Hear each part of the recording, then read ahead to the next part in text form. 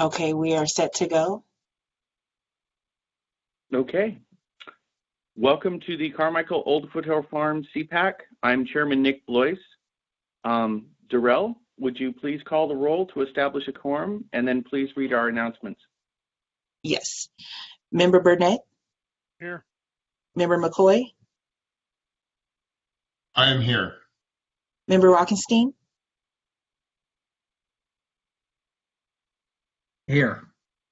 Member Rosales? And Member Blois? Here. And you have a quorum. Okay, thank you. You're welcome. In compliance with directives of the county, state, and Centers for Disease Control and Prevention, this meeting is live streamed and closed to in-person public participation. Temporary procedures are subject to change pursuant to guidelines related to social distancing and minimizing person-to-person contact.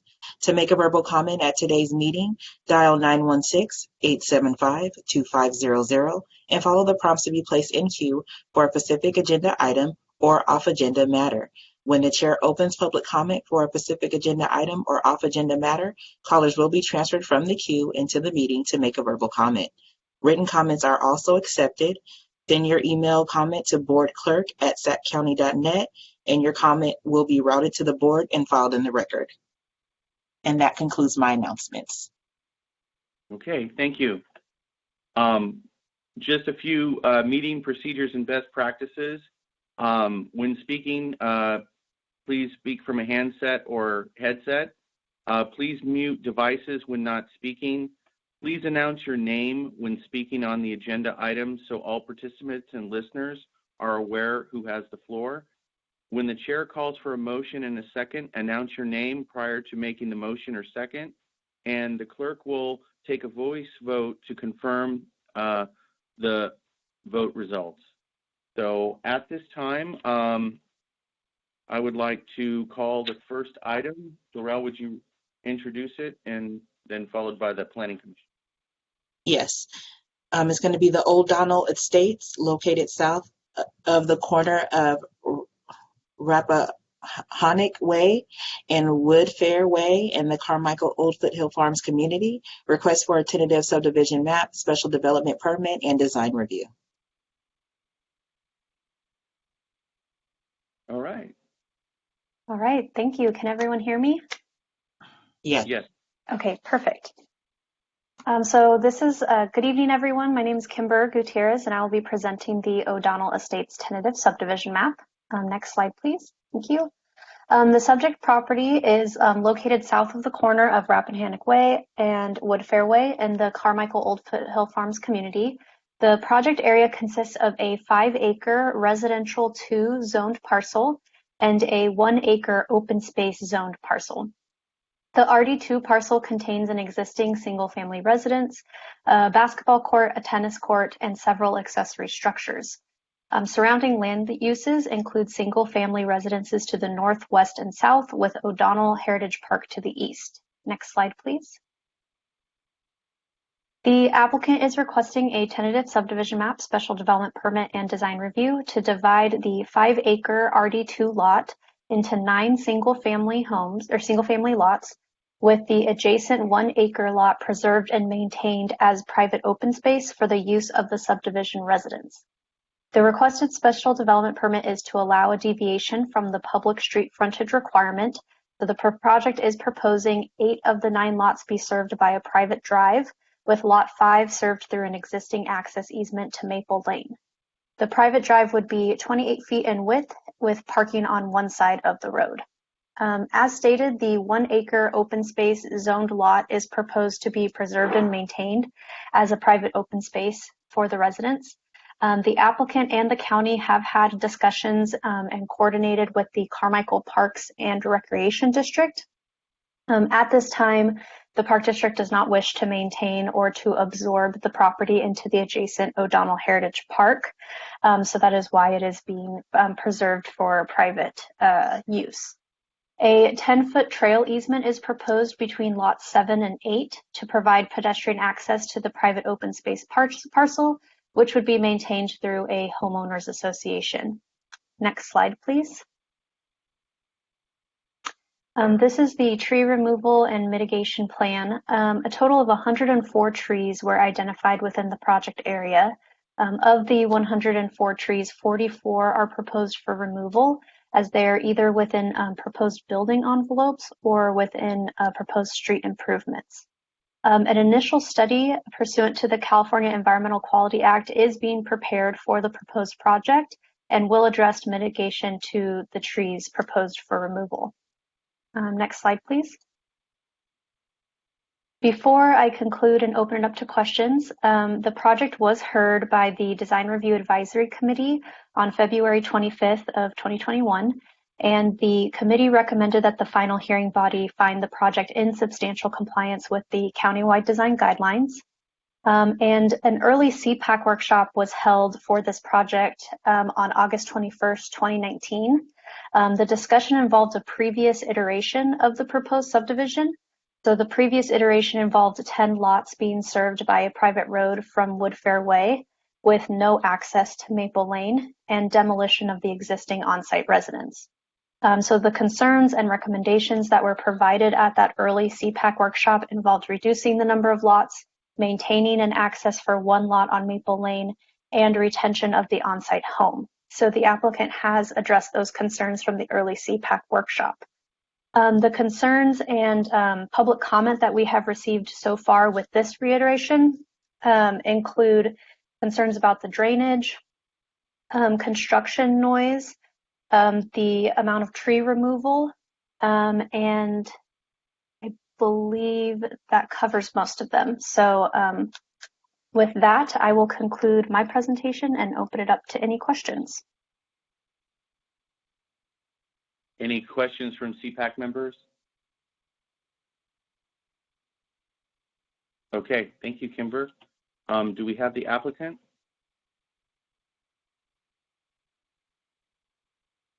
Yes, we're here. Jim Wiley on behalf of the applicant, as well as Casey Fikert, who's the engineer on the project.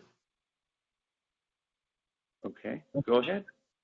So, and we provided some additional exhibits, which hopefully they get pulled up right now. And if we can go to the second slide.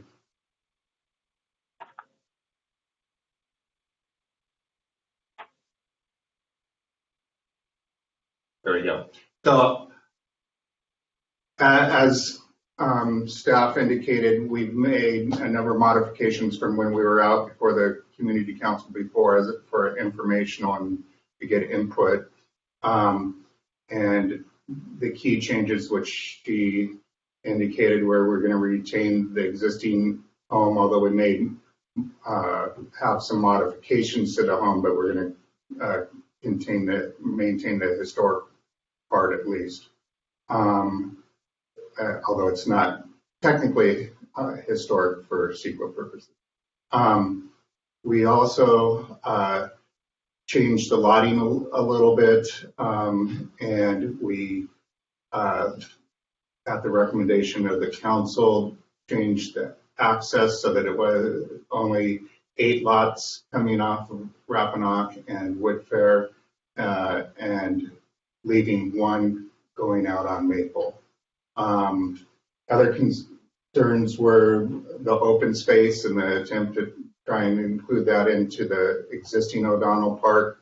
And as mentioned, that the Park District did not want that. So now we have an easement that we put between lots 7 and 8 that will access that. And we've put in a little trail in there that's would be like decomposed granite so that we don't impact the trees that are in there. And we'll also be doing some maintenance in there to clean it up, and it will remain fenced so that we can control access into there. The private road will not have a gate, and it will, so it will be open to the public for people to walk down. And then we've also done a number of things on drainage, and the drainage study was just the final version was submitted to the county on Monday. I know that there are neighbors that are interested in that, and we would be happy to sit down with them to walk through that. But we did make some changes that addressed a number of their comments. First of all,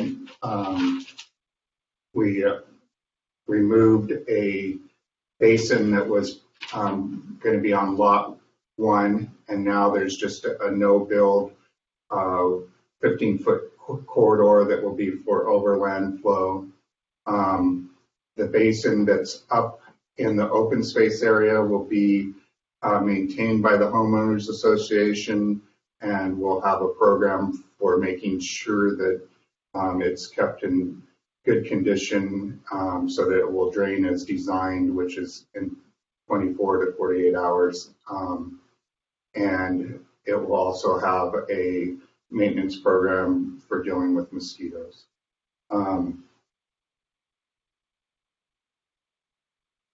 Anything else on that?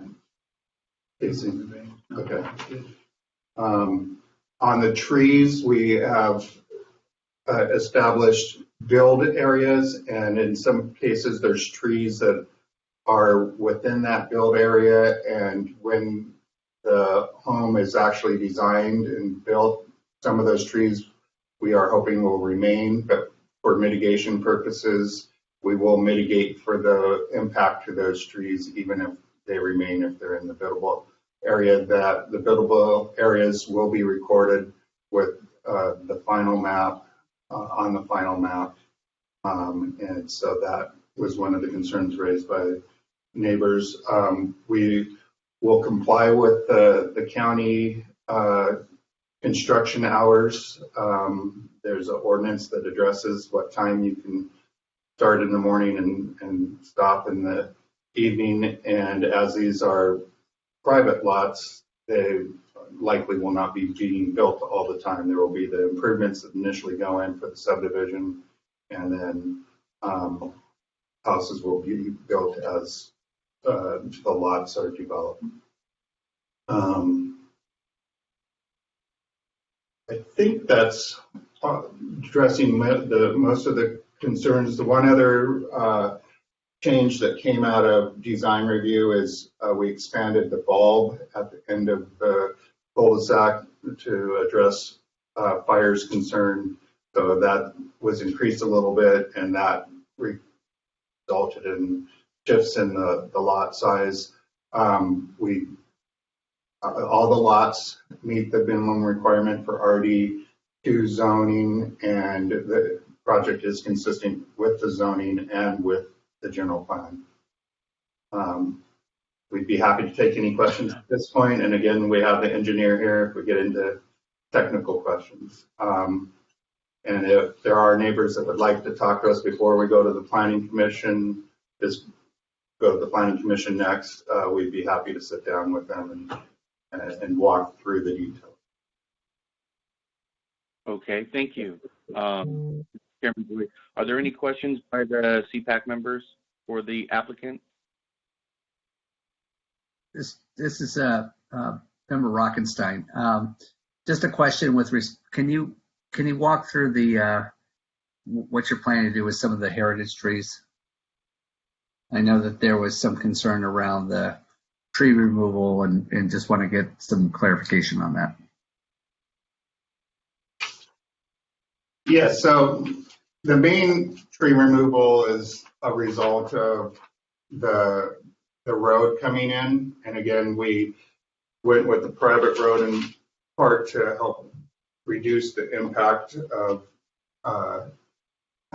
having that smaller size road coming in, which fits with a project this size. And then there are a number of trees that we will be impacting. Most of the trees we're impacting are not oak trees. We have a total of 8. Is that, I have to count it. 1,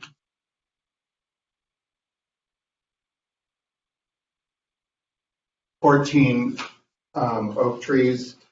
Some of those may be preserved because they're either on the edge or in a position in the buildable area that potential could be preserved depending on the design of the home. We're also looking at where the existing residence is. If we change the building, we may be able to preserve some additional trees with that as well, although I don't believe any of those are oak trees. We will be addressing the tree mitigation in our environmental document, and that will be a combination of planting as well as paying county fees.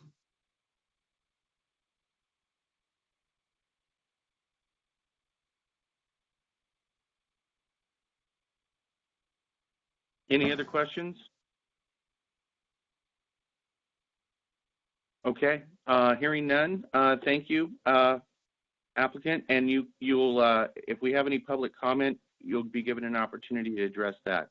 Darrell, at this time, do we have any public comment on the line? Yes, we do have 4 public comments at this time, so I'm going to have them send the first caller in. Okay, thank you.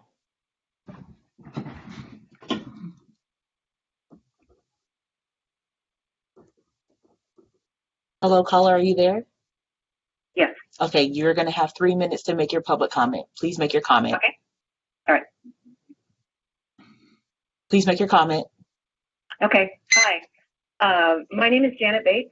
My husband and I live on Woods Fair Way. Yeah, can you not hear me? Yes, I can hear you. Please continue. Okay, I'm sorry. There's like a repeating on the, okay. Just make sure if you have the meeting still going in the background, just mute it so then that way it's not confusing. Okay. All right. I'm so sorry. That's okay. Okay. So my name is Janet Bates. My husband and I live on Wood Fair Way, and our property is directly adjacent to the proposed Lot 1. First, I'd like to express our appreciation to Kimber Gutierrez, who's been really helpful and responsive to our questions and concerns, and I believe has conveyed some of these to the applicant as he's referred to in his comments.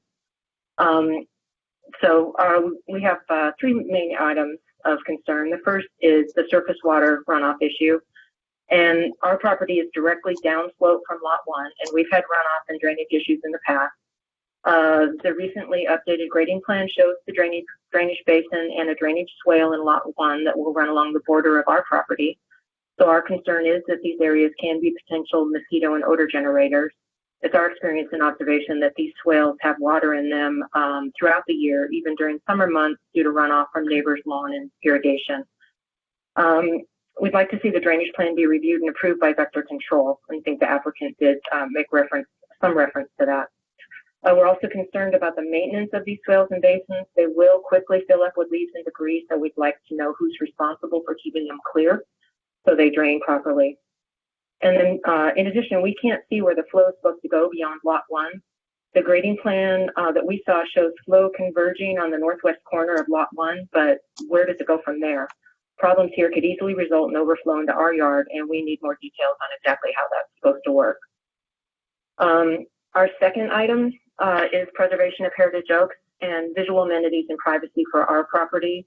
This was already referenced. The heritage oaks on this property are really magnificent, and priority must be placed on preserving as many of these trees as possible as intended in the Sacramento County plan. I've reached out to the California Oaks Coalition, and they've submitted a letter to the committee regarding this issue.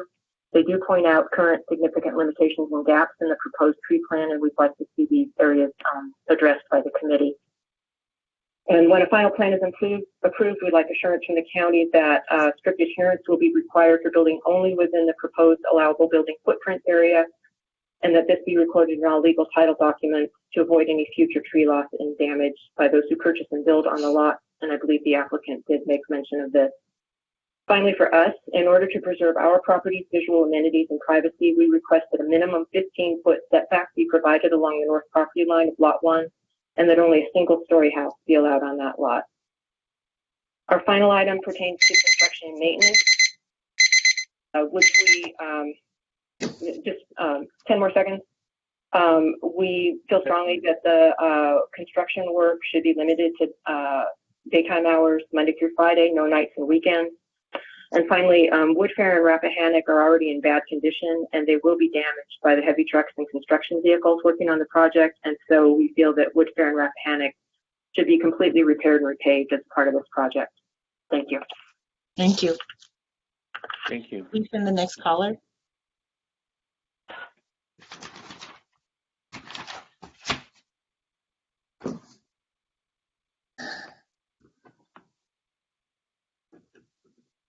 Hello, caller, are you there? I am. Okay, you're going to have 3 minutes to make your public comment. If you have the meeting playing in the background, please mute it, and you can begin with your public comment. Thanks. Hello. Hello, my name is Phil Salzman. I live on Woodfair Way next to the proposed Lot 1. My wife, Janet, just ran through our comments. I'd like to expand on a little bit on those comments. If you could look at the current grading plan in the vicinity of the proposed Lot 1, that would be helpful. I don't know if it's possible to pull that up. But so first, I'd like to note that, as the developer mentioned, he just submitted the drainage plan, I guess the day before yesterday, and I have not been yet given access to review it in any detail.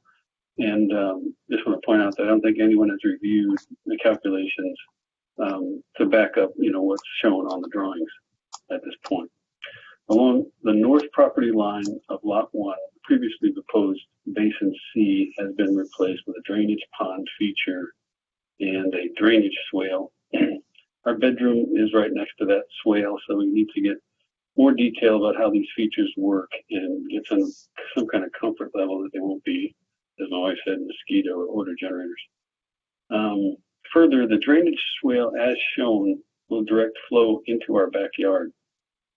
Unless the swale is graded to continue through our neighbor's property to an existing drainage swale on his property, it will discharge onto our property. Question is, has the developer purchased an easement or a portion of my neighbor's property to continue the swale? Will the HOA maintain the portion of the swale in my neighbor's property? The receiving swale is on private property, as I said, and I do not believe it has an easement for maintenance. The receiving swale continues and runs adjacent to my west property line, where it ultimately discharges into a county swale. The developer's calculations show that the private swale can handle the additional flow. Will the HOA maintain this swale as well? These are questions we need to have answered. If any of these swales are blocked, it will cause flooding on our property. Our concern is not 1 year from now, it's 5 or 10 years from now. Second item, with regard to construction of the proposed development, we recently had to deal with the development of another lot adjacent to us. In that case, the developer imported about 1,300 yards of fill without a grading permit. We now have a neighboring house on a constructed hill that looks down into our formerly private backyard. In addition, the developer took about 2 years to build, working most nights and weekends and generating a lot of noise and dust when we were trying to enjoy our home. We do not want to see a similar loss of privacy and associated property value with the current project, or similar disregard for appropriate project duration and work hours in our quiet residential neighborhood. We need to be sure that this project construction doesn't get dragged out and that night and weekend work will not be allowed. Finally, the concept of an HOA as a neighbor is new to us, and we would like more information on how it will work and how the HOA will be held accountable in the event of problems with the maintenance of the property. What is the enforcement mechanism or financial penalty for noncompliance? We would like some documented assurance that this HOA will be a good and responsive neighbor. Thank you. Thank you. Thank you. Please send the next caller.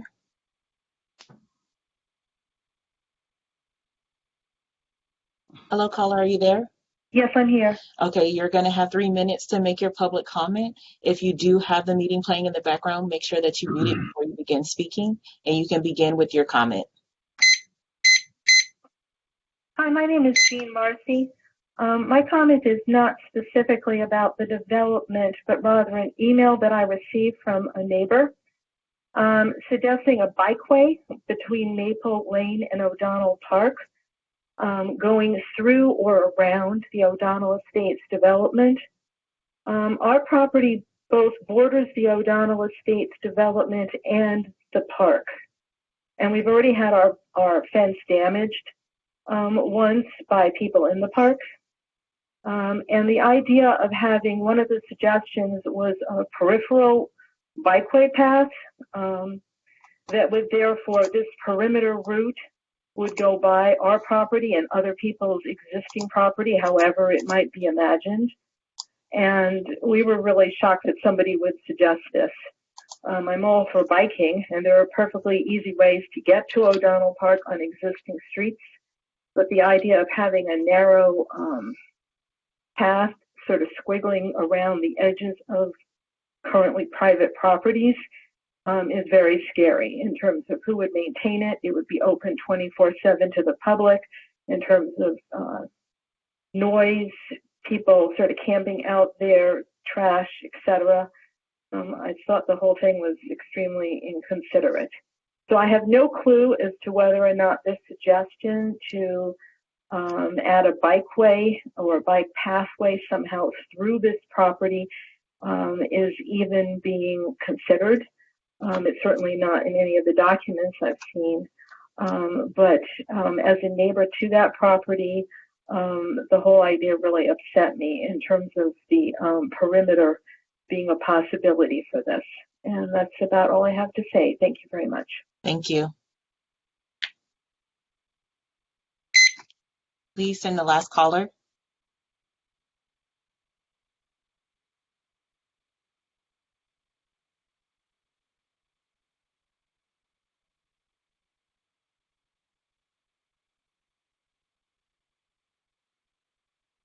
Hello, caller, are you there?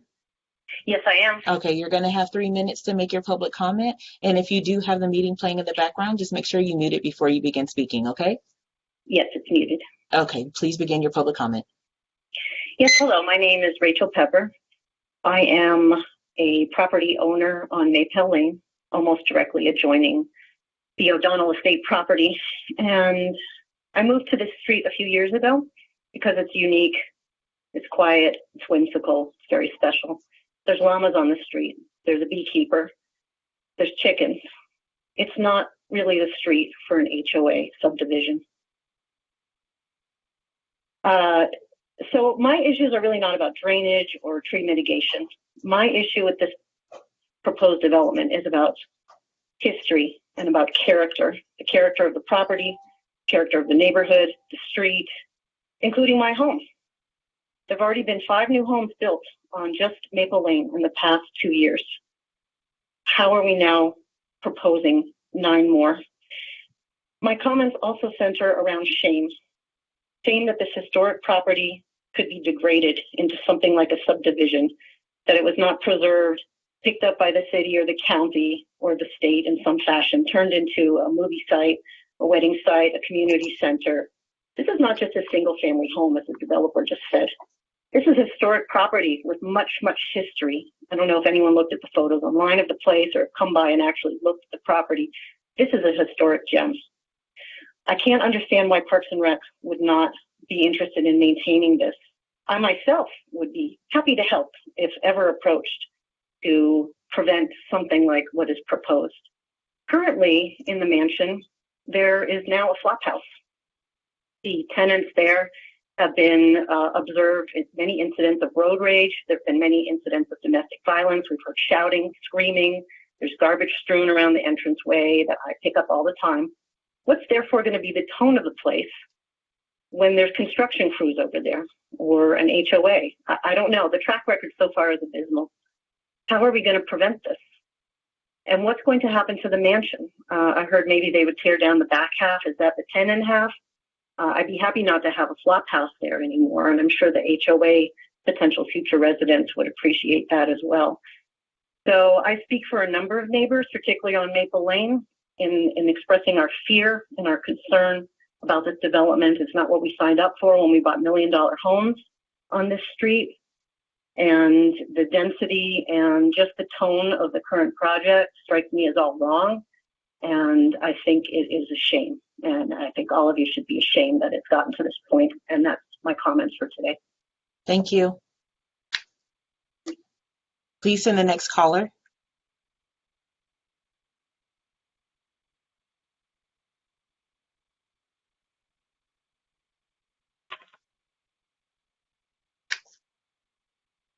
Hello, caller, are you there? Oh, yes, absolutely. Okay. Just making sure you guys can hear me all right. Yes, we can. Correct. Yes, we can hear you good. So you're going to have 3 minutes to make your public comment. And if you do have the meeting playing in the background, just make sure you mute it before you begin speaking, and you can go ahead with your comment. Awesome. Okay, just, all right, I got everything muted, so I think you guys can probably hear me. My comment is a simple one. It just mainly pertains to devaluing, because I established that this is an investment property, basically because it's building more types of homes in the neighborhood that I don't think really helps the housing crisis too much. Now, with that said, I don't have problems with building, but the nature of the property, since it is an investment property, I don't see anything being given back into the existing community. Specifically, just to go through the history of this property, there was an issue which will now be a private park for said individuals in their HOA. Originally, to fund the O'Donnell Park, there was, that was a big issue about 15, 20 years ago in order to scrounge up $70,000 in order to, eventually the park district sold that to what is now this property. Long story short, just to give you the history of that, that was sold to the money store specifically, which had a lot to do with the housing crisis here in California, especially since the government bailed them out. I don't want to get into that too much, but the point being, it's just, how public property could then in turn go into private hands to be developed for said financial gain. And just establishing that this is an investment, and then to have nothing being given back into the community, which would protect my said investment. So I'm trying to look at the moral significance of this property, whether it be for the housing crisis or investments, and it seems to me that it is investment related. And I just don't see anything being given back to the existing community, whether it be the road, whether it be access or pertaining to that history involved. And especially since the existing properties on Woodfair have never had so much traffic on them before. Access used to be on Maple Lane, which I don't want to get into too much. But, I just want to see some, in short, nothing's being given back. I'm not stubborn, but it just surprises me that something like this could happen without anything given back, and then also guarantees that there will be no diminished use in our current property. And in short, that would be my comment. I think that would conclude it. Okay, thank you. And that concludes your public comment for item number 1. Chairperson Boyce, would you like to close public comment for that item? Yes, we're going to close public comment for item 1. And now we'll go ahead and go back to the applicant to address the questions brought up, and then we'll go into CPAC discussion after that. So if the applicant can come back and maybe address some of these issues, and if some of the CPAC members remember some of the questions from the public, to bring those up as well. So let's go ahead and hear from the applicant again. Thank you. Yes, this is Jim Wiley again, and thank you for giving us the opportunity to address the comments. First, I'd like to offer to our neighbors to Lot 1 that we would be happy to sit down with them and walk through the revised drainage program so that it's clear what's going on. I briefly went through it quickly. We sent to them the revised map today, so we understand that they need some more time to look at that and have conversations, but we hope we address their concerns in that fashion. The slope for that swell, that's overland swell, is 1%, so it would drain. And we also have a detention basin that will make sure that we have less or equal runoff than what has always occurred from this site. and it won't be going down along their lot. The northern half drains into the retention basin, and then that goes out through the drainage system. And there was in their letter a question about the DIs, and they are the type B DIs, which are required by the county. But again, we'd be happy to sit down with them and talk about the project, and we will have a 15-foot no build adjacent to their property. As far as a bikeway on the perimeter, we're not aware of that and not proposing that.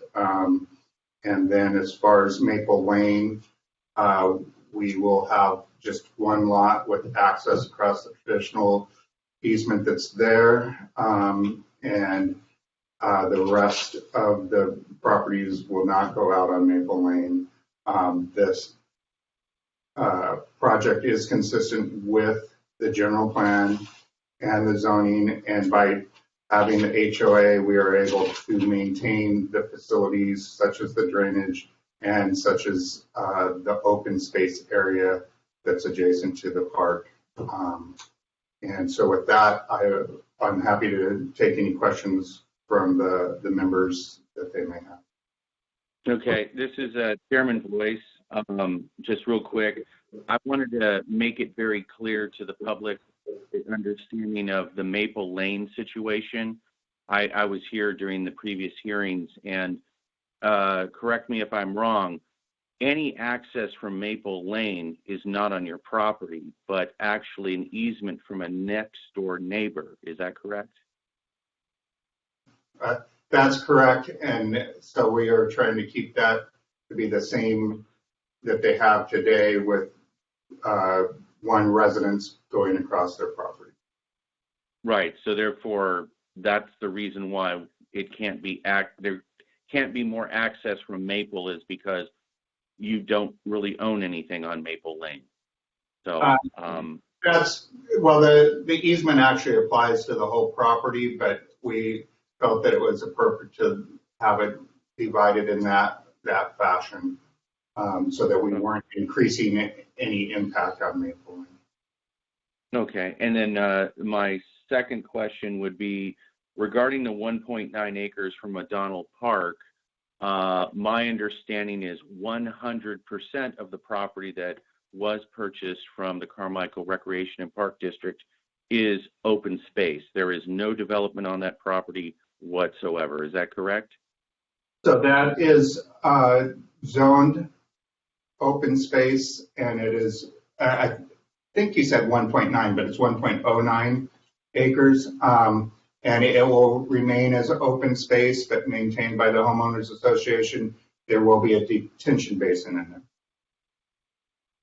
Okay, but I think one of the things is that none of the old Carmichael Park property from O'Donnell Park is being developed.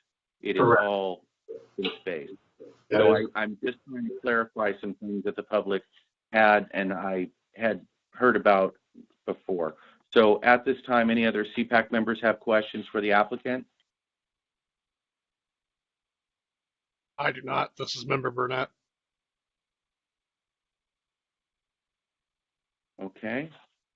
All right. Okay. Thank you, applicant. We'll go ahead and have CPAC discussion. CPAC members, do you have any comments? This is Member McCoy. I move to recommend the requested action. Okay, we have a motion from Member McCoy to move forward. Do we have a second? This is Member Burnett. I'll second. Okay, we have a second from Member Burnett. Would the clerk please call the roll? Yes. Member Burnett? Yes. Member McCoy? Yes. Member Rockenstein?